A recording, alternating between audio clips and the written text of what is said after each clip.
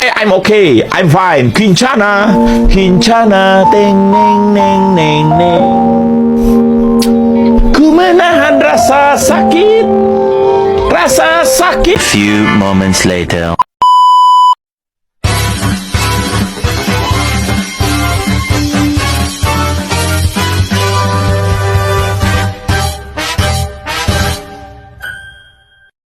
Jadi yang pertama yang saya pelajari selama belajar mata kuliah Bahasa dan Bahasa Indonesia yaitu tentang gaya bahasa.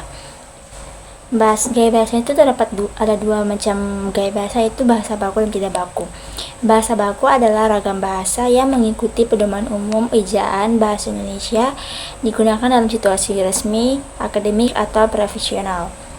Ciri-ciri bahasa baku menggunakan ejaan dan tata bahasa yang sesuai dengan PUEBI. Tidak berpengaruh dialek atau bahasa daerah, digunakan dalam penulisan ilmiah, dokumen resmi, pidato, dan komunikasi formal. Kosakata sesuai Kamus Besar Bahasa Indonesia. Terus yang kedua itu ya bahasa tidak baku. Bahasa tidak baku adalah ragam bahasa santai yang digunakan dalam percakapan sehari-hari, tidak terikat aturan ketat dan sering dipengaruhi oleh slang, dialek, atau kebiasaan lokal. Ciri-ciri bahasa tidak baku yaitu kata-kata sering disingkat atau diubah, menggunakan kata serapan atau bahasa gaul, struktur kalimat lebih fleksibel kadang tidak lengkap, digunakan dalam percakapan informal, media sosial, atau pesan singkat. Yang kedua yang saya pelajari selama belajar Bahasa dan Bahasa Indonesia yaitu cerpen. Cerpen itu apa sih? Jadi cerpen itu adalah gaya sastra berbentuk prosa naratif fiksi yang menceritakan suatu peristiwa atau konflik secara ringkas dengan jumlah kata terbatas. Cerpen fokus pada satu tokoh, satu situasi, dan satu pesan utama. Ciri-ciri cerpen yang pertama, singkat, padat, dan langsung ke inti cerita. Jalan cerita sederhana dan tidak terbelit-belit. Jumlah tokoh terbatas, hanya 1-3 tokoh utama.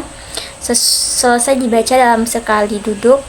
Memiliki pesan moral atau twist di akhir cerita. Struktur cerpen ada 6, yaitu abstrak atau ringkasan singkat cerita, orientasi atau pengenalan latar waktu, latar tempat, latar suasana, dan juga tokoh. Yang ketiga, komplikasi, munculnya konflik atau masalah. Yang keempat, evaluasi, puncak ketegangan atau klimaks. Yang kelima, resolusi atau penyelesaian konflik. Dan yang keenam yaitu koda atau pesan atau pelajaran dari cerita. Unsur-unsur cerpen yang pertama, tema, misalnya cinta, pengorbanan, atau keserakaan. Yang kedua, tokoh atau penokohan. Tokoh atau penokohan ini ada 4, yaitu protagonis, antagonis, tritagonis, dan juga cara menggambarkan tokoh. Yang ketiga, alur atau plot. Urutan peristiwa bisa alur maju, alur mundur, atau alur campuran. Yang keempat, latar atau setting. Terdapat latar waktu, latar tempat, dan juga latar suasana. Yang kelima, sudut pandang. Sudut pandang orang pertama, sudut pandang orang ketiga. Yang keenam adalah amanat, pesan moral yang ingin disampaikan.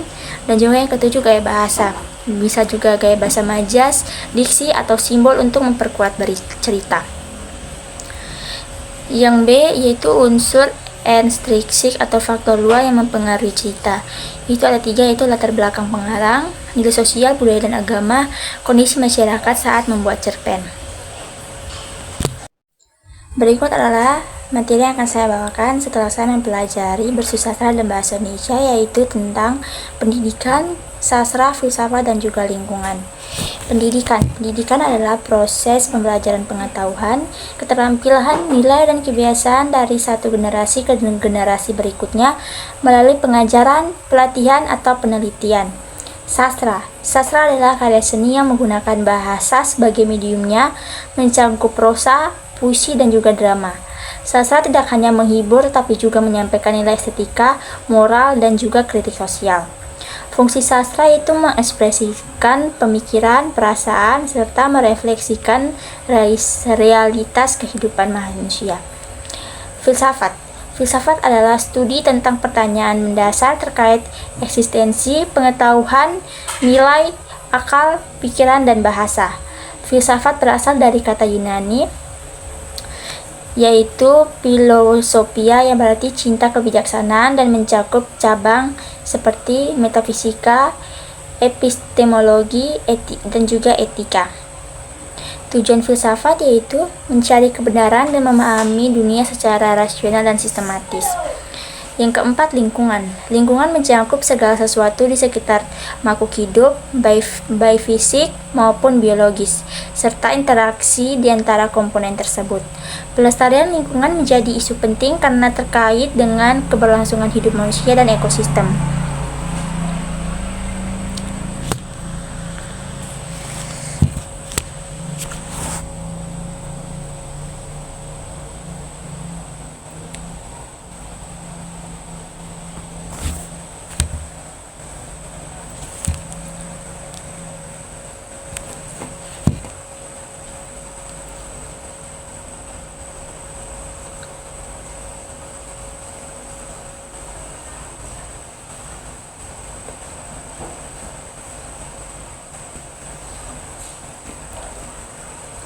Berikut yang saya pelajari tentang mata kuliah bersusastra dan bahasa Indonesia, yaitu tentang politik pendidikan, kekuasaan, kebudayaan, dan juga pembebasan.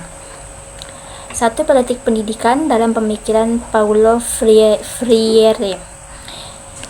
Paulo melihat pendidikan bukan sebagai proses netral, melainkan arena politik yang dapat digunakan untuk melanggengkan atau mengubah struktur kekuasaan. Pendidikan bankir.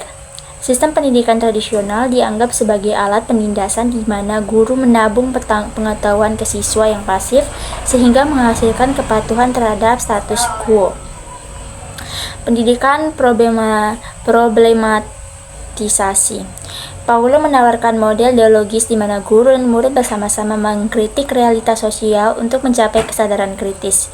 Contohnya, pendidikan yang hanya menghafal kurikulum tanpa kritik terhadap ketidakadilan adalah bentuk penindasan halus. Yang kedua, kekuasaan dan juga pendidikan. Paulo menekankan bahwa kekuasaan dalam pendidikan menentukan siapa yang berhak menghasilkan pengetahuan dan untuk kepentingan siapa. Kekuasaan dominan. Sistem pendidikan sering mencerminkan kepentingan elit, misalnya kurikulum yang mengabaikan sejarah kaum tertindas. Kekuasaan pembebasan. Pendidikan harus memberi alat bagi kaum tertindas untuk mengenali dan melawan struktur opresif. Contohnya itu di masyarakat feodal, sekolah mungkin mengajarkan kepatuhan pada hierarki sosial, sementara Paulo ingin pendidikan membongkar mitos yang melegitimasi ketimpangan. Yang ketiga yaitu kebudayaan sebagai medan perjuangan. Paulo melihat kebudayaan bukan sebagai sesuatu yang statis, tapi sebagai proses dinamis yang bisa dipakai untuk penindasan atau kebebasan. Kebudayaan dominal. Nilai-nilai penguasa diinternalisasi melalui pendidikan, misalnya stigma terhadap kaum miskin. Kebudayaan dialogis. Kebudayaan harus dibangun dari dialog antara kaum tertindas dan pemikir kritis untuk menciptakan perubahan. Contohnya, bahasa yang digunakan di sekolah, misalnya bahasa elit, bisa menjadi alat marginalisasi terhadap budaya lokal. Yang keempat, pendidikan sebagai praktis pembebasan. Konsep utama Paulo adalah pembebasan melalui pendidikan, yaitu kesadaran kritis. Proses di mana orang menyadari diri mereka sebagai subjek yang bisa mengubah dunia, bukan sekedar objek pasif. Aksi refleksi pendidikan harus menggabungkan refleksi teoritis dan aksi nyata untuk melawan ketidakadilan. Contohnya gerakan literasi di komunitas petani yang tidak hanya mengajarkan baca tulis, tapi juga menganalisis penyebab kemiskinan mereka. Mungkin itu saja yang bisa saya sampaikan tentang apa saja yang saya pelajari selama belajar mata kuliah bersusastra dan bahasa Indonesia. Sekian dan terima kasih.